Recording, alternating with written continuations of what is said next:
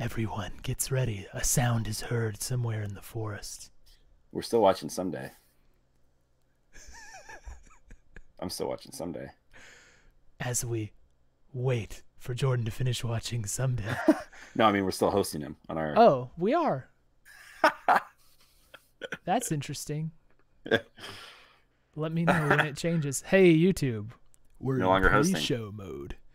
Now Waiting for Twitch to happen. We got both of them. Both of them going?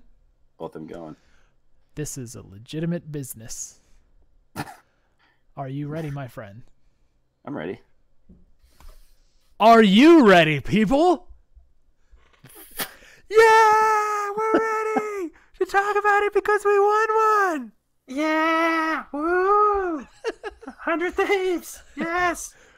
Welcome, one and all, small babies, the smallest babies to the oldest men. Senior citizens. Senior citizens, this is 100 Talk. We are here with hearts split in two. One half of that heart rejoices. The other half of that heart laments. Which one will win? The rejoicing heart always wins. What a Have you never seen message. anime? Come on. What a hopeful message we have for everybody today. Got to keep it hopeful. Got to keep it hopeful. I'm Cole, and I have a hopeful heart. I'm Jordan, and I also have a hopeful heart. This is the worst intro we've ever done. Oh my goodness. Thanks everybody for tuning in for this. Hopeful hearts unite. Of the spoken word. Yes, well, our hearts are split into hope and lament because we had a weekend. We had a weekend. During this weekend we did something, we accomplished something that showed us a little bit. I hope that you guys have liked this intro so far, because let me just do you a spoiler. Every weekend where we go 1-1, this is how we open. Oh yeah, every single time. It's part of the 2019 changes. This is the exact script. Yeah, but it's driven by our sponsors' demands, you know. Oh man, they're a tough one to please, but but they're all about pleasers. The hopeful hearts. We are pleasers. Yes, so it's been a weekend. Welcome everybody. This is 100 Talk again, and we're going to talk about things in a little different format this week. Instead of running pretty detailed through the games, we're going to we will start by going by each game, first Team Liquid and then Golden Guardians, but we're going to talk about them in a little more general sense, and then we'll move on to some overarching 100 Thieves topics of interest. Yeah, you're going to get a little bit less of the silver analyst breakdown, and you're going to get a little bit more of the really wise guys topical conversation. General questions. How are we feeling? There's just a lot to think about and talk about in that sense right now. So yeah, we'll still talk about the games, and you guys can still regale us with your vast game knowledge. Right. Please do. Right. And then feel free to let us know if you like this format and if we should continue it. We are always comment readers. We are. You sometimes do a better job than I do. I'll come out and say that. Jordan doesn't read a single thing. It's all me. Anyway, let's talk about Liquid. Team Liquid, the Big Brother battle. Hashtag Big Brother battle. And BBB. The result would be what we would consider a fairly thorough victory for Team Liquid. Not for us. Not the result we were hoping for. At the same time, I think we all had our reality hats on for this. I got mine right here. Yeah, based on week one, I think this result is maybe not super surprising. Maybe we thought we'd hang a little closer, but we'll talk about that. Well, and please review the tape. Last week we made our predictions, and I think we both called this happening. Doesn't make it fun. Yeah. But it when you're given a realistic opinion, that's sometimes how it goes. Yeah, and as a graphic hipster in Twitch chat says, hashtag Big Bro bopped us. Everybody spam it. Bro, that hashtag is it's very popular. You'd be surprised. Yes. It's going to get lost in There's a lot there. So I'll give you my quick overview of how I felt the game went, and then we'll jump into topics. So on the draft, we ended up with Ssumday on Yorick, which that was, I think, the standout pick from this game. So we're definitely going to devote some attention to that. And on Sejuani, Huhi on Urgot, Bang on Victor, which is also a topic of buzz amongst the community. Yeah. Aphromoo on Braum. On the other side, Impact took Scion because, of course, he did. Xmithy on Lee Sin, Jensen on Akali, Double Lift took Zaya, and Core JJ took Rakan despite the nerfs that were taking effect on this patch, and despite the super, super slow W knockup that he now has. Core JJ still felt confident enough to take the Lovers duo into battle. I think that was a surprise, to be honest with you. Yeah, I was a little bit surprised by that. Yeah, yeah. It was maybe an illustration of some skill expression on a champion. Like maybe skill expression is a little more important than what the minor nerfs and buffs are from week to week. The meta. Yeah. I mean, he still has a charm. They didn't take that out. Yep. Still works. So overall, Jordan, here's my take on the game, and you can kind of weigh in on this. So I think we all came in expecting to pay a lot of attention to the bot lane matchup. And obviously, Riot was hyping this up through the league. We had been hyping this up. Everybody's basically been hyping this up because it's what we are most intrigued by in the offseason is how would Bang stack up against Double Lift, who's kind of the reigning bully of NA AD carries. So my surprise was immense when had what I took as a pretty big misplay from Bang to walk forward and put himself in position to take some Zaya feathers fairly early into the game, get rooted and get popped. So while we started out kind of even, maybe Double Lift had a small CS lead. Once that kill happened, things started snowballing out of control, and I think they smelled blood in the water and turned around and kind of, we'll debate this, but it felt a little bit like camping the bot lane, kind of just to step on the bleeding wound or whatever the expression is. Twist the dagger. They had more people in bot lane than we did typically, and I feel like that if that doesn't qualify as camping, then I don't know what game we're playing. Yeah. They set up a tent. Despite some of the steps that we took, I felt some of the things that we did to turn around and try and punish those actions, we just weren't able to hold the line, basically. I mean, we saw when they turret dove down in bot lane to kill Bang for the second time, and eventually, after a little bit of delay, to take down Aphromoo. I mean, Anna was right up there taking Rift Herald, moving into position to use Herald to take the first turret. We had a pause, and I was like, all right, everybody gets like a pause. They're going to like reset the mentality, come back and just dominate this. But my immediate thought when they did that pause, I thought for sure, I was like, somebody got hit by a glitch, and this time they're not going to let it slide. We learned from last week. Yeah. So I was like, we're going to get chrono break 15 seconds prior, and we're going to undo just all that bad stuff. No such luck. No such luck. And it seemed that we were kind of tilted a little bit after that. Like we saw some uncharacteristic things. I saw Ssumday push really hard for a kill under bot turret that he should not have, and we were punished for those things. Yep. They basically split pushing. Yeah, we got caught out. We basically just weren't able to answer quick enough to what Team Liquid was doing. They got a Baron. We weren't able to really clean up anything in the Baron fight. In fact, I think we even lost members to them during the Baron cleanup, which usually you see, the defending team maybe take down a kill or two, or certainly more than the team who took Baron. Not the case in this one. I think we only banked one kill off of that. And then after I will say that we had a fairly strong hold during Baron. It felt like they weren't able to accomplish much in terms of the gold lead. There wasn't an increase materially beyond maybe just the Baron gold itself. That's huge. But unfortunately, we just weren't team fighting in a coordinated enough way to deal with the lead that they had already found. Yeah.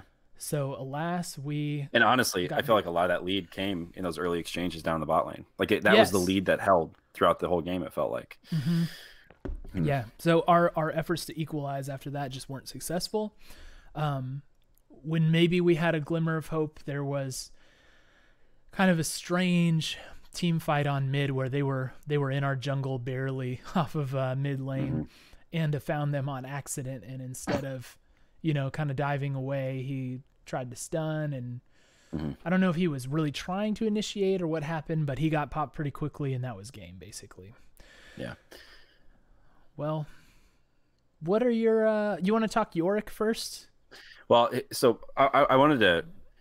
I feel like there are a couple of things that I want to hit on because the most important thing in this game was bot lane, and I do feel like that's kind of where it all hinged.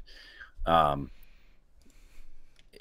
was watching it again today, and look, I'm not.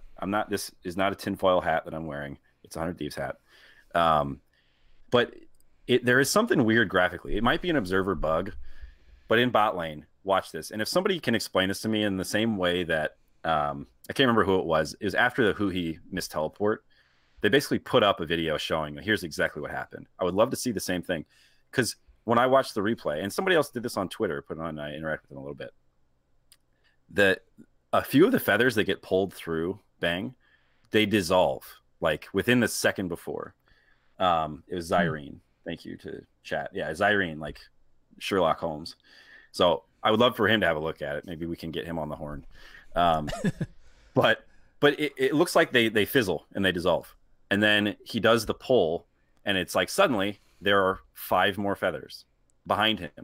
Because it doesn't seem like something that Bang would do. Like, I don't feel like even after the game, Doublelift was like, it was kind of weird when he he walked right in front of all my feathers and then kind of just gave me the fight. So it's it doesn't change anything. It is one of those where it's like, well, if that truly was, it could have been a spectator bug. There's been tons of those. There have been so many of those. Yeah. It's been driving me insane. So it could be that. Who knows? Maybe he did just get outplayed and outcaught, or caught out in the in a bad position. But when you watch the replay at the very end of the game, they show that initial team or fight 2v2, and sure enough, you watch it and they fade away, and then they get pulled back. It's like they pop back into existence. So when we talk about the entire game hinging on what happens in bot lane, that's the kill that started it. So it is one of those where I think, I want to know what happened. I don't know that it would have changed the outcome of the game, but it surely would have changed the dynamic in bot lane. Yeah, well, I have to admit, as much as I love you, that does sound a little tinfoilish to me. The observer's been super unreliable, and I don't remember coming away with that impression. However, I'm welcome to any investigation that makes us look better. So bring it on, everybody. But yeah, it does look like Incross said he watched it again right now, and he says it's pretty sure it's a spectator thing. Yeah, and if that's the case, totally fine. Mm-hmm. It just looked weird, and and Bang didn't mention it, and maybe that's just sour grapes. So anyway, yeah, it caught my eye. Yeah. Well, okay, since we're already talking about Bang, let's talk about Victor before we go to Yorick, okay? Let's talk about Victor. So we picked Victor again, which was a little bit of I don't know. I think honestly my impression was, all right, I'm okay if Bang's on it.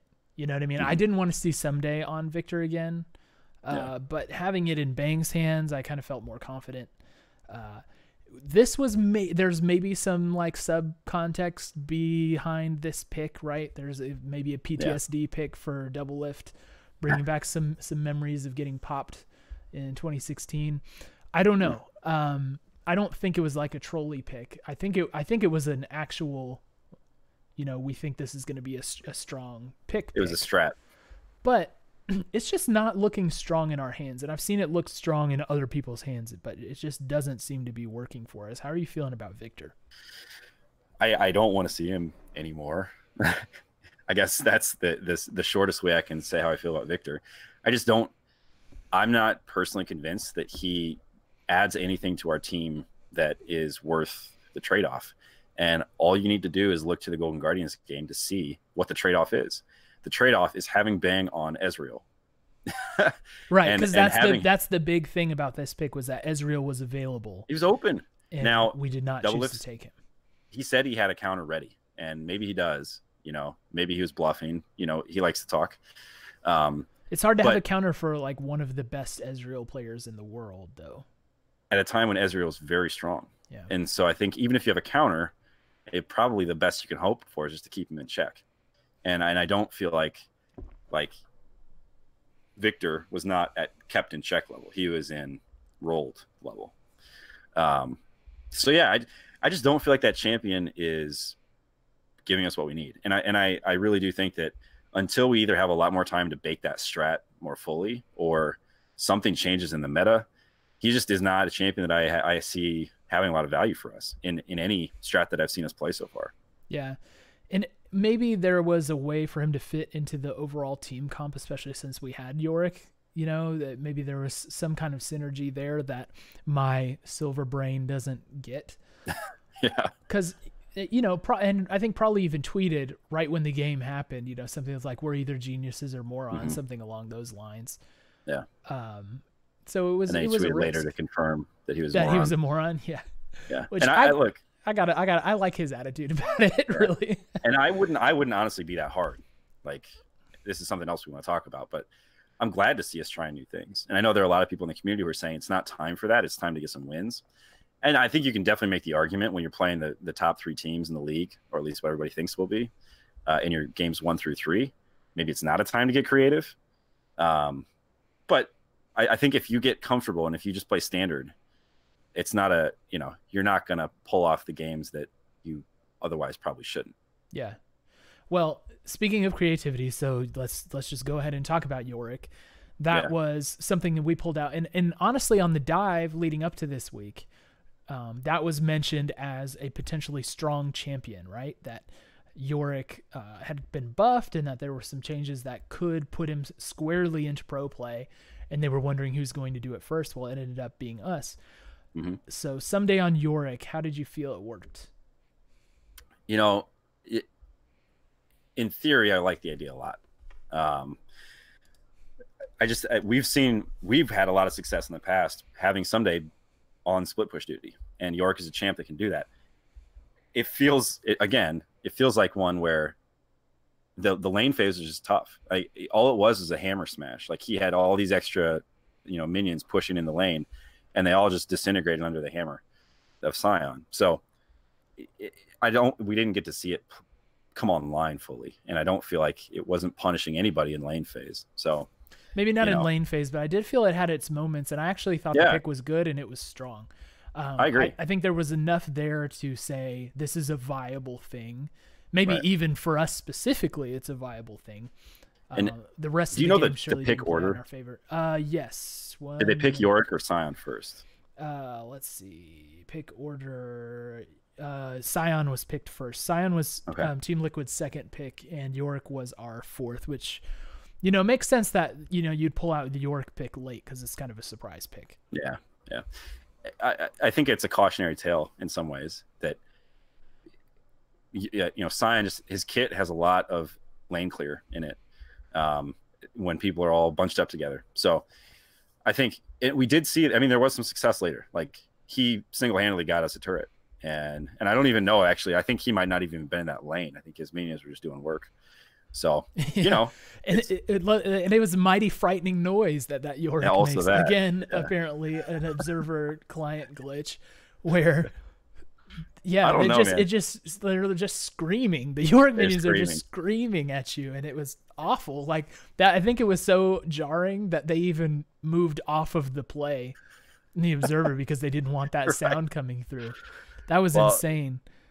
So Ssumday is casting also right now.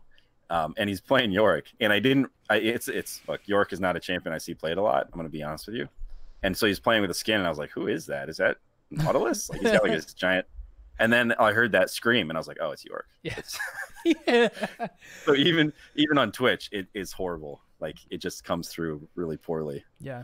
I don't know what's going on. Well, all this is to say, I don't think the Yorick pick is an error. I don't think it's something that cost us this game specifically. I think bot lane was really what our problem ended up being this time.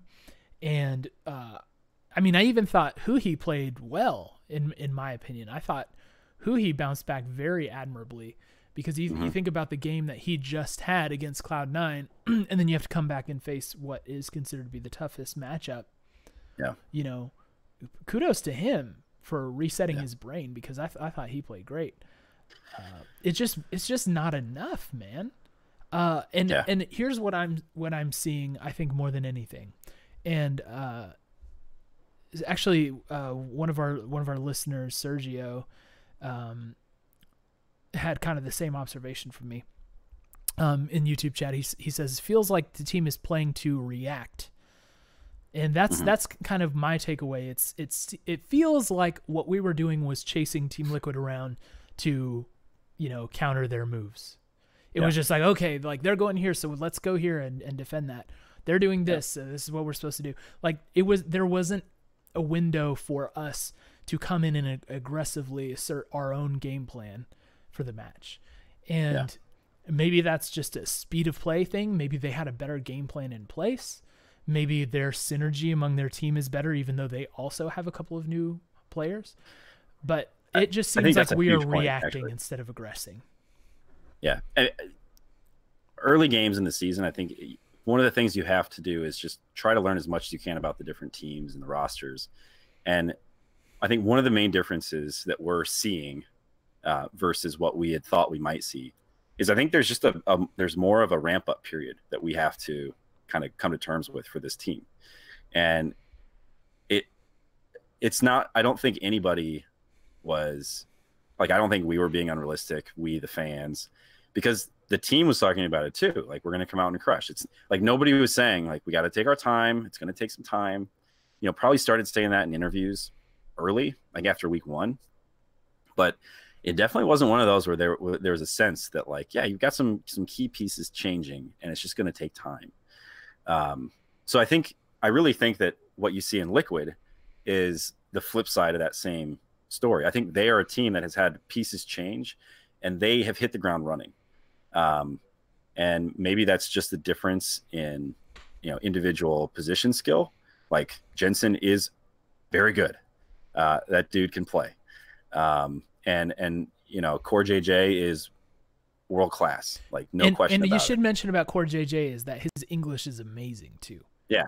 Right. He's very, very comfortable communicating in English. It's very impressive.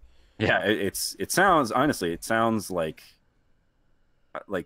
not native, but you wouldn't guess that he was, like he's not learning English. Clearly he is still learning, but like he doesn't have trouble saying stuff and expressing himself when he's in conversations with people, interviews, and that kind of thing. So I don't know. I feel like that's what I'm taking away from this game is we have a ways to go before we're anywhere close to our full potential. And I would say the TL, I'm sure they'll get better as the season goes, which is kind of a scary thought. But you have to imagine they're not that far off from what they can accomplish at max capacity. Yeah, they're operating at a percentage that's higher. Percentage of their ceiling. They're probably like 90%, and I'm guessing honestly we're at 60. Yeah, and I mean you and I both believe that we have an extremely high ceiling. This is, as in the immortal words of Michael Jordan, the ceiling is the roof. It's just a matter of if we're going to be able to get there and how quickly it will take us to get there. I liked, so in our planning for this show, one of the questions you wrote is Team Liquid any less of a big brother to us? Yeah. I mean, the added facet of trash talk for this game really made it hurt more, right? The loss stung more, just like it would to your freaking big brother, right? And I'm really here for it. I gotta say, I'm still here for the trash talk, even as Liquid fans get onto our YouTube comments and rub it in our faces and stuff, and like try and get Mimi and whatever. I still have hope that said something good. Steve even said he called 100 Thieves the new Korean retirement home. That's good. They're very spicy, and honestly, they've earned the right to be spicy. Yeah. So I'm here for it because a little bit of controversy goes a long way. And here's something else. I think we need to feel mad instead of bad. Like I think that there is a time to feel down and like lick your wounds, and I think now is not the time for that. I think the appropriate way for us to react to this is to be mad that they're talking trash, and so my hope is that the players are seeing this and they are that much more intent on showing up next time and shutting some people up. Yeah. By the way, we have a correction from chat because our chat is amazing. That was actually Reginald from TSM. That's it. Not Steve. I had that banked in my head as Steve too. Did he say that after week 1? Reggie? he is spicy, man. But I like I said, I'm all here for that sort of thing. I'm not. Yeah, me too. You know, I'm not gonna get all salty about it because they've earned what they've earned. Both teams have earned what they've earned.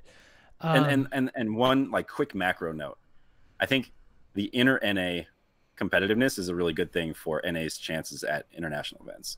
Sure. Like we need to be pushing each other and ourselves to get better. Because if this is all like everybody always talks about how the players are all really good friends, they know each other well, they've played together on, you know, they jump around rosters and roster swap. I get that, but I think like we're at a point in league's arc here where it's time to stop being friends and start like competing hard for this stuff. And I'm not saying that we're not doing that. I just think that it's a natural kind of evolution for people to talk more and for the rivalries to get bigger. Yeah, it's a paradigm shift. It's a sign of growth in the league.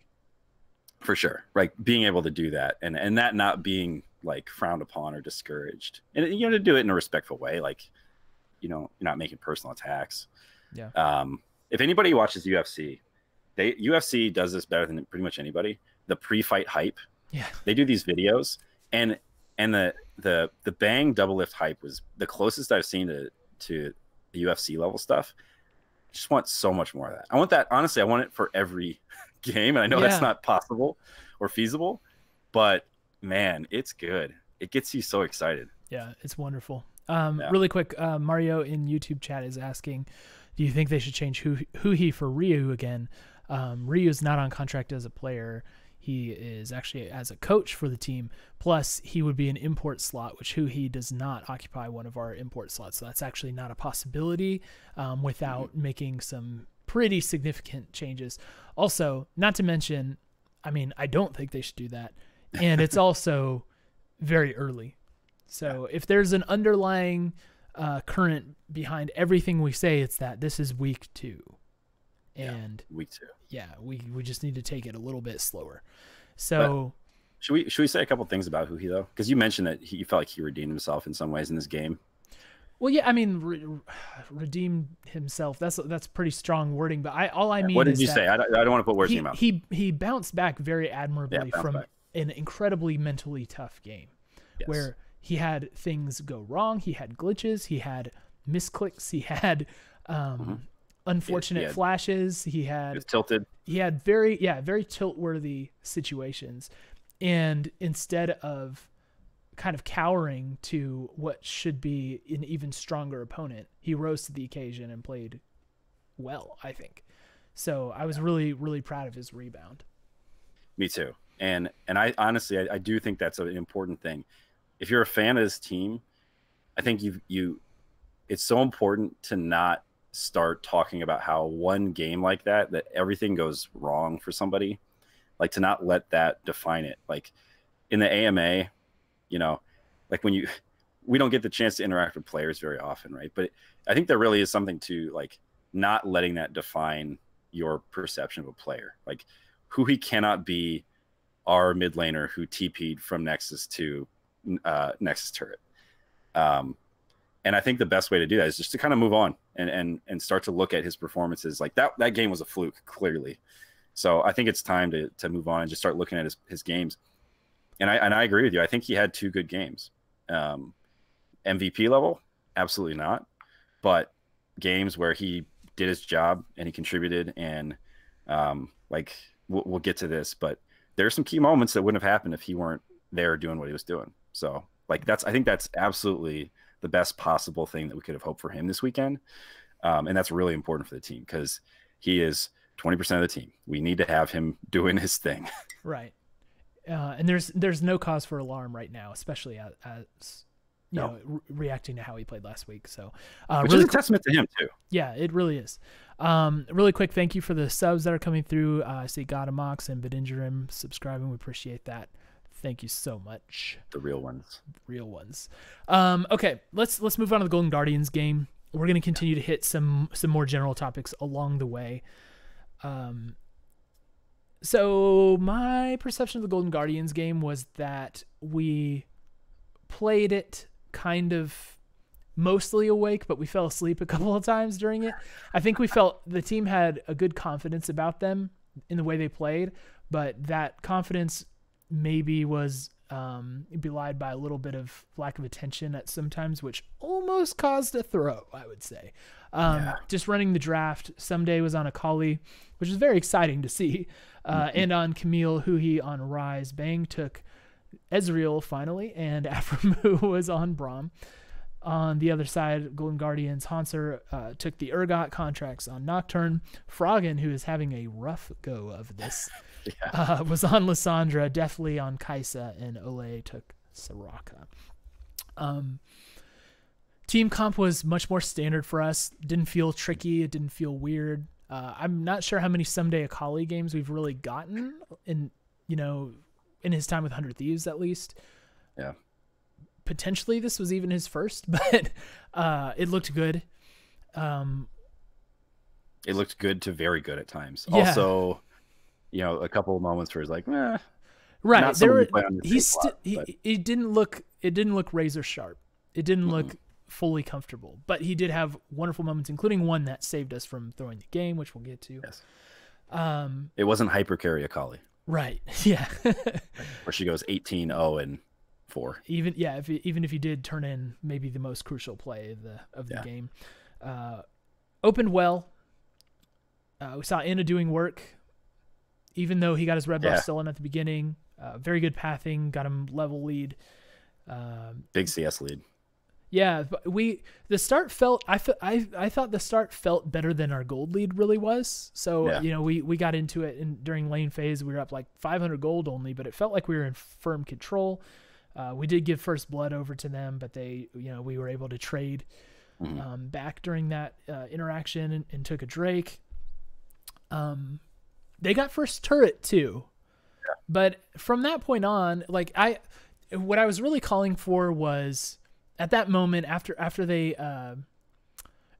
they got first turret bot side on us, and they dove onto Huhi and got a kill. And then I was like, you know what we really need is for Anda to step up and use this Camille for some initiation and get some picks and start rolling this thing. And literally, as I was typing that in my notes, that's exactly what happened. She starts zipping around. Yeah, and they dove bot lane. Bang's ult followed it up and sniped the kill. So, that started to really turn the tides for us. From there on, I felt like Bang kind of just turned on. Like maybe that first snipe with the Ezreal ult just gave him the green light, and he started poking out everybody. He was doing a lot of damage. Yeah. That sequence he put on Ole was just staggering. Yeah, it was crazy. He was really just pumping out some damage. Oh my gosh, yeah. And it's all from from darkness. Like Ole must have just been like having a little panic attack. Like, where is he? I don't even know. So we got a Baron take. Let's see. I'm going through my notes here. We turned around, took Baron, had great vision everywhere. Our Baron was pretty successful because we got all outers and maybe even a fourth turret on that. So everything was looking like we were in really good position. And then we just had two team fights that did not really play out well for us. The first team fight we really got involved in, I think it was down in bot side jungle in their half of the map. We dropped 4 kills to them while only taking 2. I don't think we were still buffed up with the Baron, though I could be mistaken on that. But just watching the replay, we weren't following up, on everything. And Ssumday had to distract them after that fight to keep him off of Baron, which was incredibly crucial. He eventually died to it, but was able to keep them from taking the Baron. That's a huge play. And then we fumbled another team fight where they took 2 kills and we didn't get any. They moved on to Baron, and then we had Ssumday's insane play where he made use of the Akali. I think how I heard it described is that he forced a Nocturne to have to smite for heal, and that left the Baron open for him to finish it off, and somehow miraculously was able to string together 2 or 3 kills, and then parlay that into an ace. And that was basically it. Yeah. So I felt like we were firmly in the driver's seat, and then we kind of just fell asleep a little bit, almost through. But thanks to Ssumday just going out and saying, "I'm going to win this game. I don't care." He was able to pull off a couple of plays that were super critical around Baron, and Bang woke us back up. Yeah, well, and Bang was pumping out damage. I think Ssumday made the actual plays, but Bang was certainly doing his job on the. Well, and there was another noble sacrifice from Bang where he goes in, I think, over the wall, as the fight is kind of falling apart and we've clearly lost it, and he picks up 2 kills, with the red buff burn ticking down, deftly, which was key, because if he didn't do that, I think he's on Kai'Sa, if I'm not mistaken. If he didn't do that, they would have absolutely just melted the Baron. Yeah. So he was on Kai'Sa, by the way. You're right. Yeah. That was such a, and honestly, I feel like that was the difference. In my mind, you talk about Victor versus Ezreal. There's just clearly so much more skill expression when he plays Ezreal. Like, yeah, he's a champion he owns. Insanely mobile. Like, he knows exactly the limits of Ezreal. He's over walls. He's back. You know, he's jumping around. He's sniping people. He knows how much damage he can do. So, like, you watch that fight again where he gets the kill on Kai'Sa after the fight is over, and he has absolutely no right doing it. Yeah, it's just awesome. And I think that's the power of having him on the team. Is we've had ad carries on the team. We've only had 2 now, so I guess both Cody's son and Rikara could play really well and could do their job well. In my opinion, they didn't have the same. I mean, like, Rikara had games where he would go 9-0-3, right? And you watch it, and he's on cleanup duty, right? The team is functioning exactly as it needs to. We're perfectly set up and built for team fights, and he's just blowing people up. And so this was an example where Bang made so much from nothing, and I think that is the difference. That's one of the key differences I see early in this split, is that, like, that play probably saved us the game, perhaps, because, I mean, if they get a Baron, you know, we were in trouble.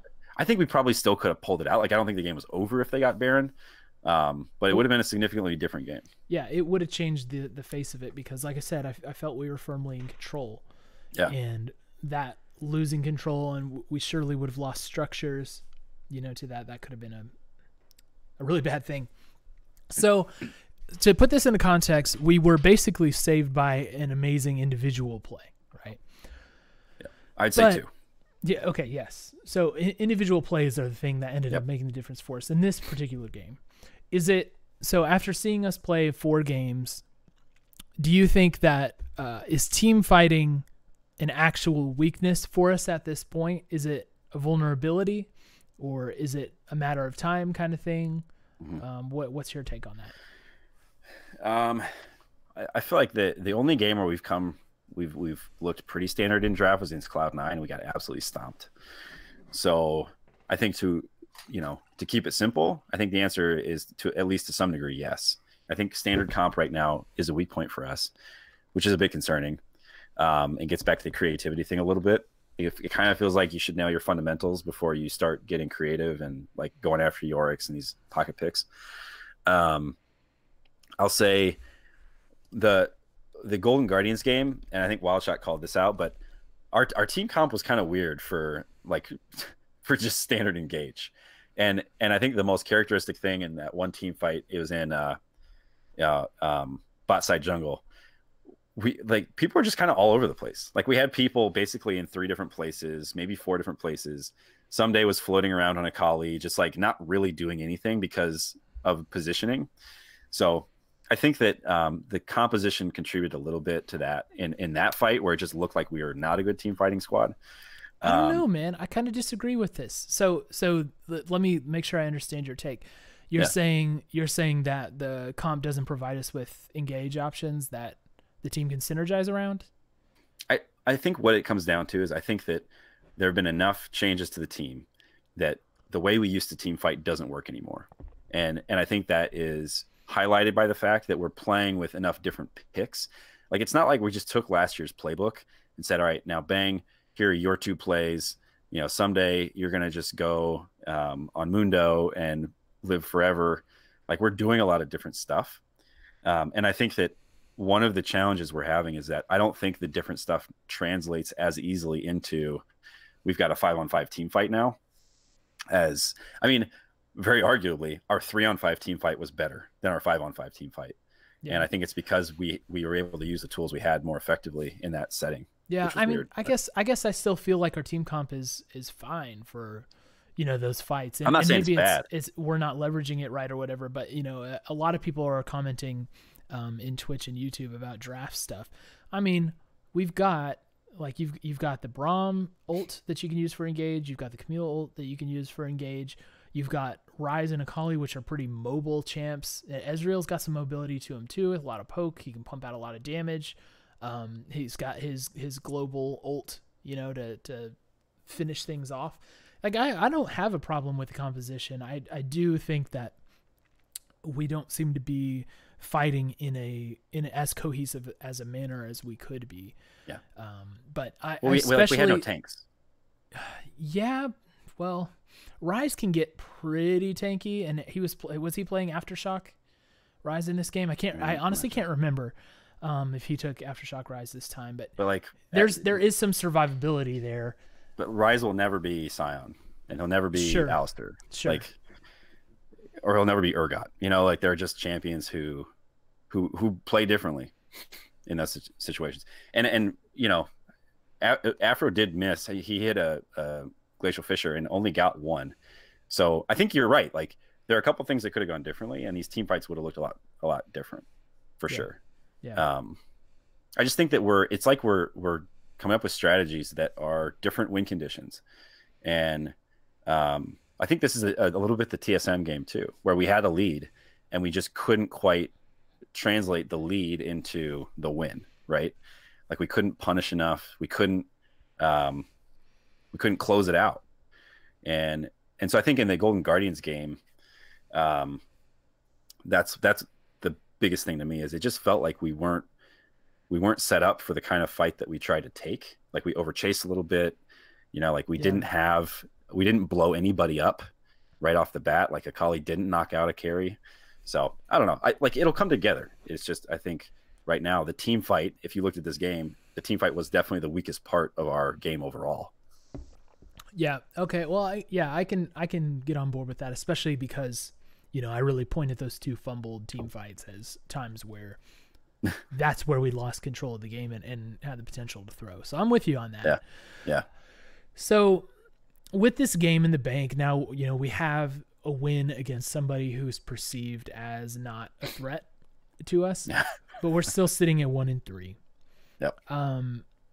So in terms of just a general conversation of where the team is so far, I just wanted to make this point. You and I we're very hopeful on where we would be with this team. Mm-hmm. And I think when we made our predictions and we talked about how excited we were to have Bang on our team and to bring Huhi in, I think we were looking at things with a long view, with a long perspective on this. And when, I admittedly, I did think we would look stronger now than I think we do look. But you go to other shows maybe like The Dive or Hotline League or whatever, when you listen to their power rankings, they had us basically as a 4th place team. Mm-hmm. Everyone kind of thought, Liquid is the top team, Cloud9 and TSM, and then 100 Thieves. Right. So when you go through that, we're 1-3 and we've lost to the 3 teams that everybody thought were better than us. Yeah. So what is your level of panic on this? We would have liked to go 2-2 or 3-1. Mm-hmm. It didn't happen, but really we're right where all the analysts said we could be. We haven't had a chance to prove ourselves that we can, beat everybody else that falls outside of the top 3. But when we had our one shot at it, we looked fairly dominant for most of the game against Golden Guardians. Right. What's my panic level? Yeah. I think the thing that's most concerning to me right now is just the morale of the team, and because I personally, I don't really have a big problem losing to the teams we've lost to. Now, the way we lost, yeah, I think that's more concerning than just the fact that we lost. And that there's a little bit of like that Worlds aftertaste, right? Where it's like, Yes. well, I mean, those are very good teams. I wouldn't expect us to win, but it's like, but it would have been nice if we made them sweat. And we didn't make Cloud9 sweat. And Liquid probably didn't feel too worried either. TSM was sweating a little bit, so I'm taking some credit for that. Not me personally.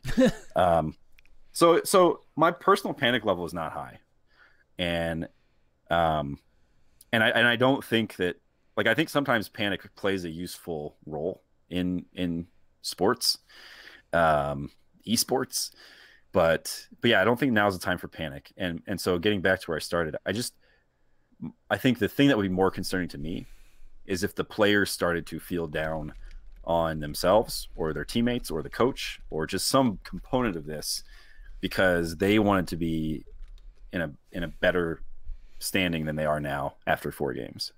Right. And I like a lot of conversation about Afro's interview. We talked about it a little bit, and I know that you weren't too concerned by it, but the thing that I saw in it was just that he seemed kind of tired. And I think a big part of that is probably the fact that he's literally had that exact same interview with those exact same questions multiple times since the league started 2 weeks ago. So he's probably just tired of like the interview. Yeah. But like some of this stuff about the team and how, coming together, like he's a guy who I would look at and think, well, he's a veteran of this league. He's won the league. He probably doesn't want to spend a season rebuilding. Like, I don't think he is in rebuild mindset. And if that's what this turns into, I think it might that was what I would be worried about, is the mental drain of having to try to rebuild a roster and a team and a strat and an identity in the league. Cause I think he's done it a number of times. Yeah. I would say my 2 takeaways from that interview, and I don't want to dwell on it, but my 2 takeaways were that, one, he was frustrated with the macro play of the team. He seemed like nobody, they weren't really synergizing in the macro play, and he seemed visibly frustrated by that. And then the other thing was that it seemed like he was hoping he and Huhi would have more cohesion than they have had so far. When she asked him specifically about Huhi, it seemed to have an undercurrent of that. Now that's all speculation or whatever. But I didn't read too much into that interview beyond there. I thought, that's what an interview with a player who has had a rough, first few games is going to sound like. And in addition, I mean, I think people are always, their radars go up on Aframu just a little bit more because on stream, he's a lot different than he is in like an interview with Avali or whoever. He's way more open and bouncy and fun, in a more candid environment. He's just naturally more reserved in those interview things. You even see it on the heist, right? His interviews with, say, like Gabe or whoever's doing the interviews for the heist, it's the same way. So I don't think there's anything beyond just your average level of frustration for not getting the desired results yet, with Aframu specifically. Right. But you do have to wonder, how much time do we give Prolly and do we give the team to get through this process? Like, when are we going to know what we are? Right. When does the whole, well, it's early, it's the first few games excuse wear out? Like, what is that point for you? I think for me, it's if we start to look like we're not going to make playoffs, because I think there's too much skill on this roster to not make playoffs. And I think that if we start dropping those kinds of games, that's where the panic level starts to rise. And I think that's where you have to start thinking about what changes do we need to make, because I just don't see how, from a pure talent perspective, that could be where we find ourselves. So that's when I start looking at other things, like maybe it's the coach, maybe it's I don't know, like whatever, that maybe it's drafting. Like maybe we just need to try something drastically different. Maybe we need to bring some players in from academy. Maybe it's more of like a team dynamic thing. And I think the way we'll know that is if we start losing games to the teams who we shouldn't be losing games to. So that's the difference to me. It's like, yeah, okay, no team or very few teams make it to, I don't know what it was, playoffs or the finals, who are 1-3. Very few teams start the season playing TL, Cloud9, and TSM. Like, that's right. That's not a normal first 3 games.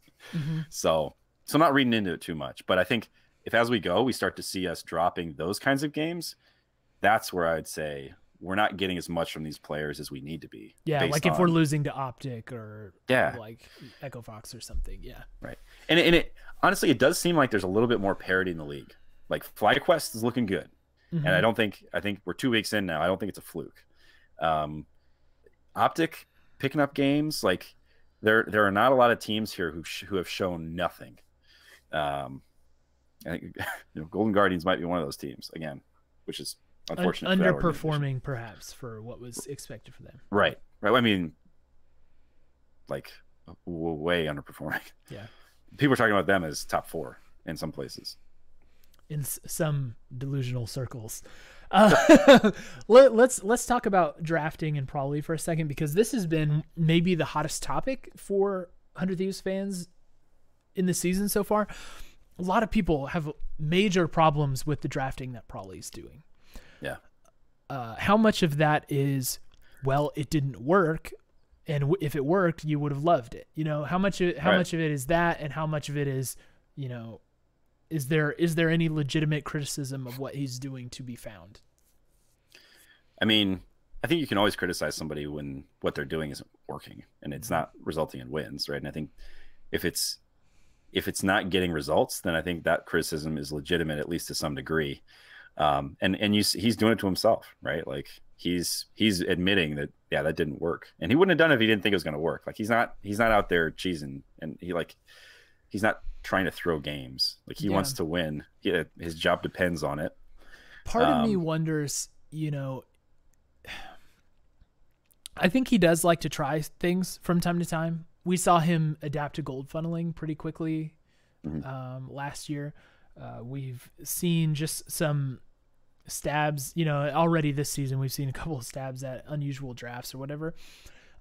You could maybe argue that depending on the timeline of everything that happened in the Cody Sun situation, that starting Rikara against Team Liquid last year was an experimental move by Prolly. Yeah. I almost wonder if there's a feeling for him at the beginning of this season. We have the hardest teams right out of the bat.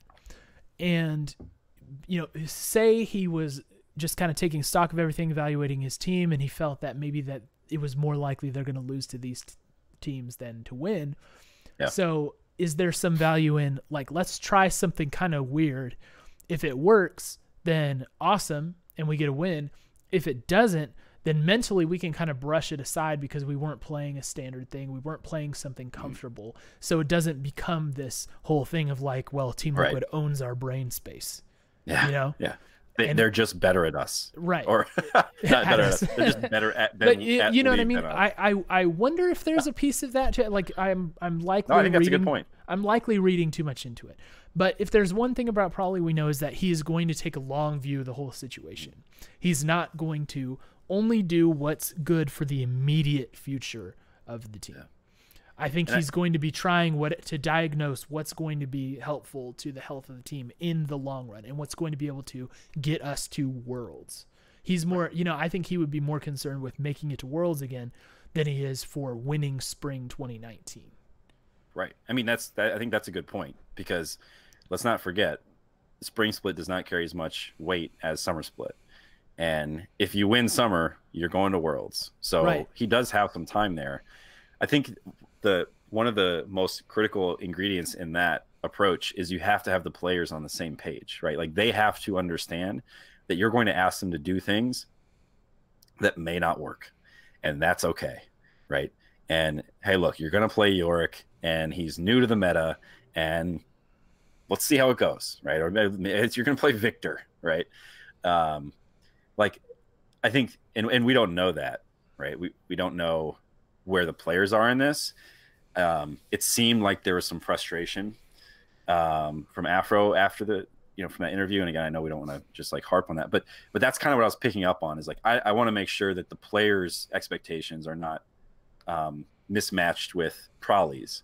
We're probably saying, hey, look, guys, it's a long year. We got all the spring ahead of us. We got, summer is not even in the conversation yet. Like, we'll be fine. Because maybe probably he looks at the team and he says, yeah, we're going to make playoffs because we're going to beat, 6 of the teams in this league consistently. And I'm not worried about that. What I'm worried about is these other 3 guys. And to beat those other 3 guys, I think you do have to get creative, right? And you have to find some ways. And we saw how well that worked for Cloud9 when they just played their game at Worlds, right? Like there's something to that. So I think you're right. I think if anything, probably has earned the benefit of the doubt from everybody. Certainly from me. The Reddit, there's people in the subreddit saying like, "Oh, we need to file Prolly." It's like we need to fire Prolly. It's been 2 weeks. Chill. This dude got the brand new team to Worlds in its first year of existence.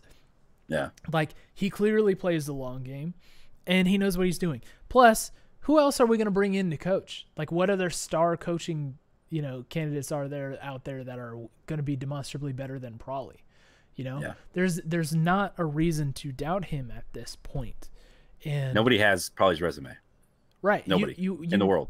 You need to give this guy some space to breathe. And it there are other sucks coaches when you're losing. There are other coaches who have done good things, but nobody has taken a first season franchise to Worlds. I think it hasn't. Yeah, and I think like he just has earned the right for everybody to just step back and take a minute. And I understand being mad. I understand when you see something that you don't think is going to work because it seems weird to you, and then it plays out and it doesn't work, so you feel vindicated by that or validated by that. Like that still doesn't mean he doesn't have a plan or he doesn't have a handle on the situation. So I'm just hesitant to do that. Now, I'm very interested to see what's going to happen when he does his AMA video that they're shooting. So for those of you who may not have seen in the 100 Thieves subreddit, they were soliciting questions for Prolly, and they were planning on filming a video where he answers your questions from Reddit. So not a live thing, and it's not a Reddit AMA, but a video where he's kind of talking about what the team is doing, which, sidebar, you asked for transparency. You asked for more communication. This is 100 Thieves answering that, request. That'll be very interesting to hear where his brain's at with all of this. And so especially don't rush to make any judgments about Prolly before you hear from him directly. Yeah. I don't personally love to do this, but because I think what works for one organization doesn't necessarily work for another. And I think you can almost always count on it not working for another. But I mean, look at Reaper, right? Like he made a decision with the Cloud9 roster that everybody thought was crazy and stupid, and they hated him for it until it worked. You got to give coaches room to try things, and if the first time they try something it doesn't work, and your reaction is we have to fire this person, you're going to be a failure of an organization. Like that is a recipe for failure every time. So it's not helpful. Just move on. Like give some time. Everybody wants to beat Big Brother every time, and it just isn't possible. It's not going to happen. So we'll work toward it, right? It's a process. We'll work toward it. It's still new. A lot of games ahead of us. Personally, I hope we get a rematch with them in the playoffs again, because that would be amazing. And I just want more games against Liquid. I just want more. Well, we'll have that. We'll have that chance coming up. We'll pot it. Let's do one more topic. Let's talk about Anda really quick before we look ahead to next week, and then we'll wrap up the show. So, Anda, we have to spend some time talking about him, because we hyped him up as somebody who we had really high expectations for this split after seeing what is widely regarded by not just 100 Thieves fans, but analysts and coaches as a good performance, very good showing at Worlds. Not saying he was the top 3 jungler in the world or whatever, but he played very, very well there. So based on that fact, we were high on continued improvement for him. His first 4 games, he's looked much less effective, with the qualification that his early game, his very early game, has looked amazing. So it just seems like he starts out red hot, and then after that has been falling off a cliff. So what's your take on Anda? How do we contextualize how he's playing? How are you feeling about him right now? I think for me, Anda's strengths continue to be Anda's strengths. Like he is The dude knows how to farm the jungle. He'll come for your chickens. He's gonna steal your stuff. He's gonna take your buffs. He's a good counter jungler, you know, and I believe it was, was that the Liquid game? He had a pretty sizable lead in one of these games. No, it was not the Liquid game. He had a pretty sizable deficit in that game. Yeah. That game didn't go well. But against the Guardians, yeah, he was up big time. And so I think for Andy to take it to the next level is he needs to start, like, his lane play is what is not great in a lot of these cases. Like, he, you know, like the dives that Liquid pulled off on us in bot lane were just, it was like German engineering. It was so efficient. They went in, they did exactly what they needed to do. They knocked it out. Like, they left with minimal damage. The BMW of turret dives. Seriously, like, it was horrifying. It was very scary. We've had a couple turret dives and just like attempted ganks where it ends with all of our players are dead, and maybe one of theirs is, you know. So for me, that's where Anna needs to do some work. And I think that comes with time, right? Like, I think the reason that Liquid can do that is because it's Smithy, it's Double Lift. Those guys have played a few games together. They've got a lot of experience. It'll come with time. But right now it hurts. And I think the thing that will make it easier is that he will be rich. You know, there will be situations where he shows up in lane and he's got a power spike and he's well equipped to do some work. So once we can get that going, I think we'll be a lot smoother with Anda. Just to back up what you're saying, and this was pointed out by somebody, let's see who it was. Sorry. While you're looking, by Little Thieves. Oh, go ahead. I was just going to add, our boy Tim just dropped some knowledge on all of us. He said the first dragons are so important. So important. It's like 60% plus win rate with those if you get first Drake. So Anda, please, man, just get those Drakes. Get that first Drake.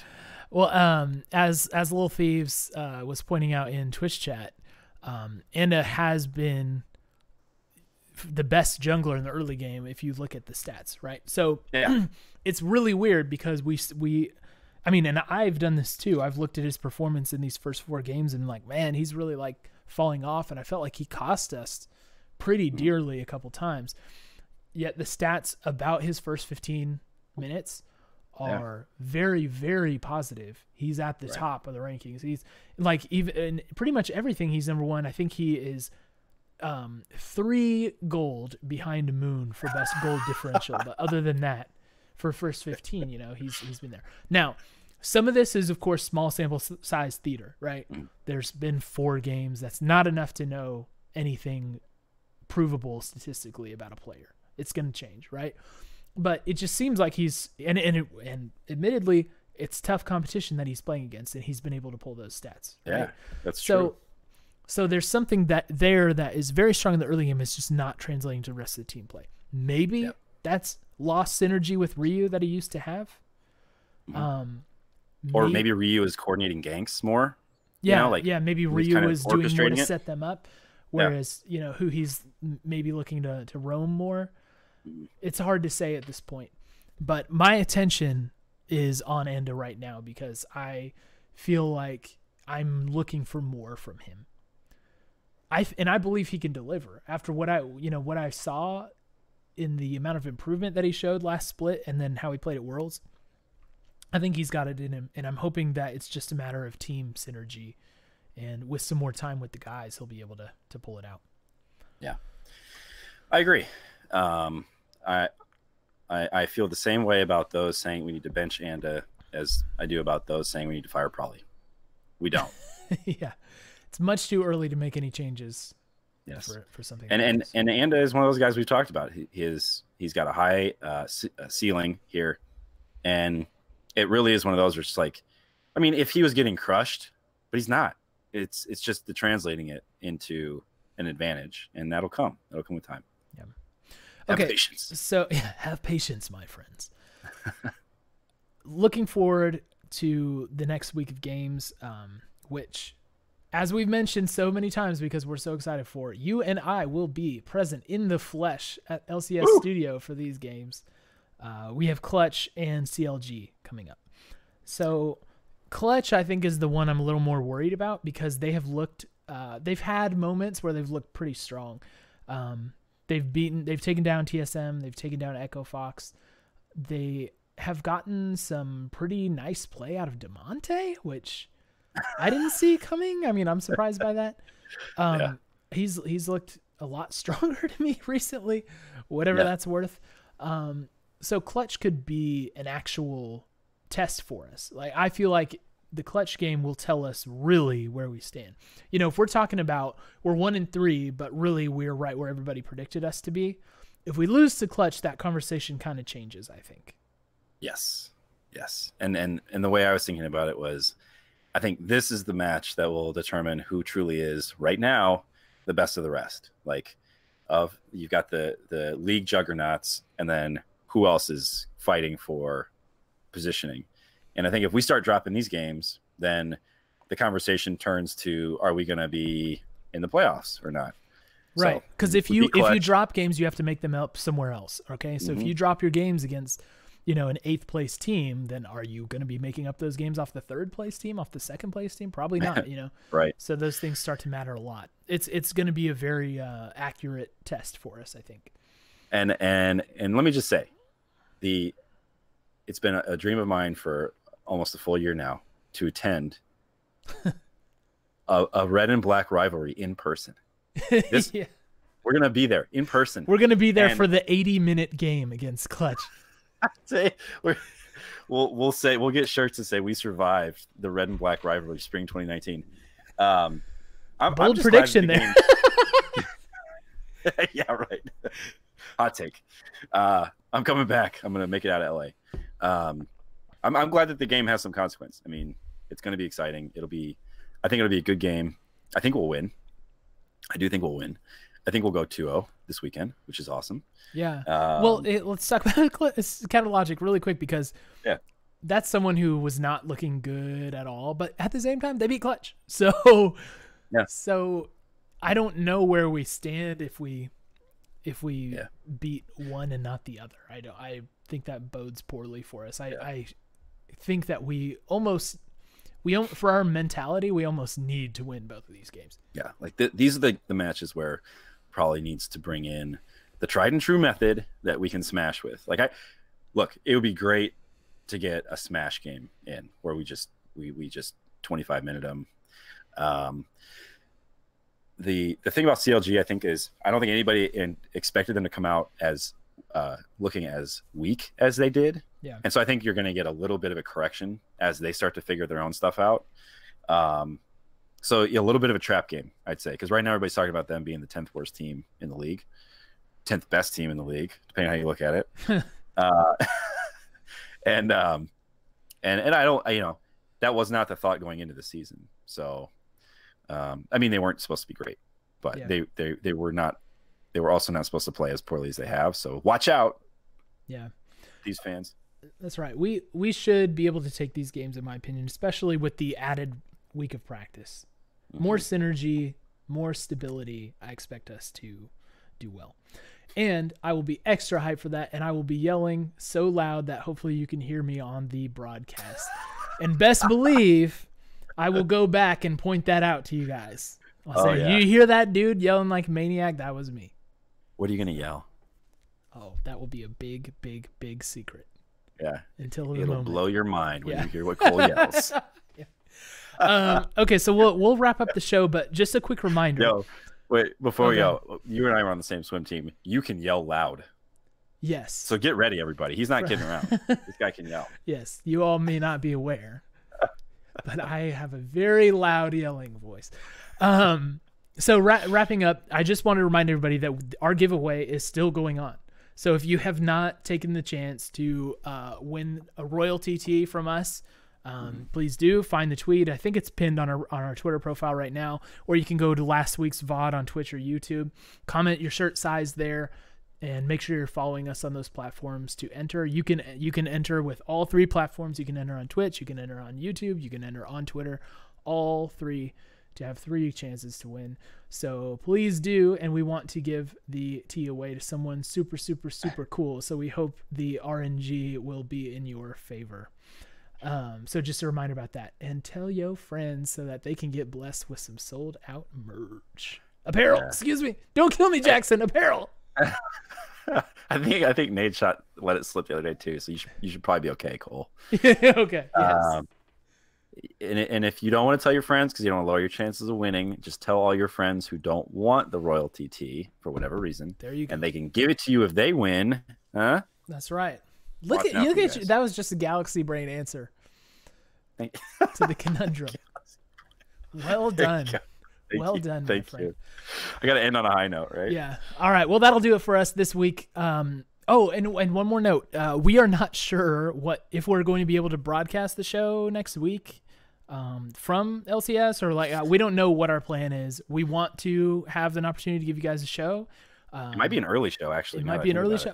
We really do not know how this is going to play out, but we will do our best. If we are capable of providing a show to you, we will. I will be in LA for work beyond just the weekend, and I won't get back until the following Friday. So we'll have to figure something out, but we hope we'll be able to celebrate these handy wins, these strong wins with you. These handy wins. We're gonna bring you guys some handy win coverage next week. We win handily, but I guess is it handy win then? What's the adjective? I don't know. I think it is handy. I don't know, but we'll do our best. And regardless of what happens, we'll be tweeting out stuff like photos and videos of our experience there, and we'll make history of the two of us in the same place. In the same place. Wow. And we'll be the token old men there at the event. Cannot wait. My AARP card. I cannot wait for the 17-year-olds to be scowling at me from across the room. What is this dude doing here? They're gonna have to ask me to leave the lobby at 8 p.m. because I'll be asleep. Oh man, hashtag old man esports fan. All right, we love all of you. Thank you. We love you, e-gamers. We love you, e-gamers. If you're not following us, make sure to follow us at 100 Talk Pod on all of your favorite social media platforms, and we will bring you the best content and retweets and some not so great content probably too. But ignore that and focus on the good things. It's all free. It's all free. If we're batting 60%, we're good. Okay. Love everybody. We'll do this again, hopefully this upcoming week, and if not, definitely the week after. And maybe I think we're planning on playing on stream after this on Twitch, right? Maybe. Yeah, so we'll wrap up this podcast, do some things in the background, and hopefully we shall see you on Twitch soon and demonstrate some amazing League play. So. I just realized I forgot the iron. Oh, dude, don't say that out loud. No, I'm going to Photoshop it in the whole thing. All right, we're going to end the pod, but before we close the video stream, please let me go, because I have to show there's something awesome that has happened to my iron. Okay. So, all right, take a reprieve. I'm going to go to a monologue. Okay, monologue. If you want to keep the pod rolling, that's fine. Otherwise, you can cut it. Thank you, everybody. We'll see you next whenever. The panic on his face when he realized this was super, super, super real. For those of you who don't know, the iron has been present in every single episode of 100 Talk. And so while this is a technicality, we will go ahead and remedy that situation. And as an incentive for those of you who are on the fence about why I should or should not subscribe to 100 Talk Pod on Twitch, that fancy little iron emote you see being spammed in the chat is the sweet, sweet reward. And look at that! Look at it! The iron returns, and it has been upgraded. I believe that it's capable of putting out twice as much steam and has 4 times as much horsepower now. That has been upgraded with something far beyond a mere cosmetic upgrade. This is amazing work that you've done here. So, Jordan, I couldn't hear that, but I assumed that I was extolling the performance improvements that come with sticking that sticker on your iron. You guys, I mean, I don't iron the shirts that I wear on stream, but I wish you could see how fresh I look when I go to work now. He has the crispiest shirts and trousers that you would ever see. Oh my gosh. Well, Jordan, I appreciate you doing that. So now that we can say the streak of the iron being on the pod is alive and well. Continues. Yes, over a year now. Yeah, that's right. Everybody, if you are a subscriber in Twitch, spam that iron so everybody can see the beauty that they're missing out on. One of one iron. Yeah. Someday we got to give this thing away. Someday. All right. We'll do it. Thanks for sticking around. And like I said, we hope to be on stream playing some League later, so we hope you come back and hang out with us and make fun of us and coach us. Especially you, Touch My Coconuts. Thanks for the coaching. All right, everybody. We'll see you. Good night.